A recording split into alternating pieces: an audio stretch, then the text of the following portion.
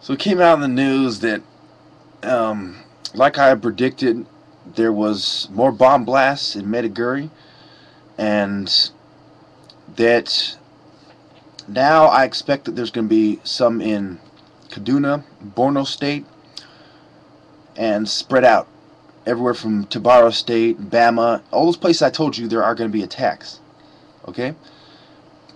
God has shown me that in those cities dwells the wicked ones. That they're not just in two states. That they have a presence in other states as well. This is one of the arguments that's taking place right now, is that Boko Haram is a small group restricted to their states, and that they're a faction of another group, and there's not that many of them. My argument is that they have made an alliance with the greater terrorist network, which is being controlled by the CIA, which is being controlled in turn by Rothschild's organizations. Okay? So, which is making a long story short. So, what I'm predicting now is that there are going to be explosions in the small cities as well, and not just the main cities. The reason why the explosions are in the main cities is they want to show people that they're in charge of their home turf. The reason why there's going to be explosions in other cities is they want to spread out their attacks, spread out their cause, and make everyone feel like they can attack anywhere at any time. And this is not just me guessing. This is what I've seen in my vision. This is not any psychological analysis. I'm not a psychiatrist. I'm not a psychologist. I've only taken 2 psychology classes in college. One of them I got a fucking C in because I dropped out pretty much like halfway. So, I'm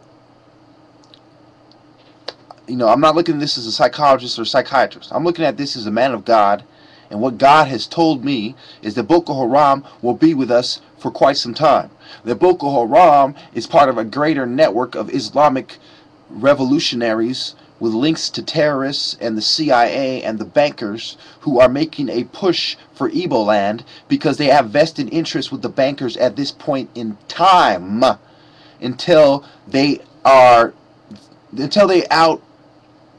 longer useful, Their time, the period of time, they no longer serve the New World Order. They've been run out, they've been worn out. They've been completely just consumed. Their souls have been consumed. Their actions were the proof and the symptoms of this digestion by the Satan of man's very soul incrementally through our actions. Now, what has gone on is the feminists have sided with the New World Order, who are funding the terrorists to bring down the Christians and the devout Muslims.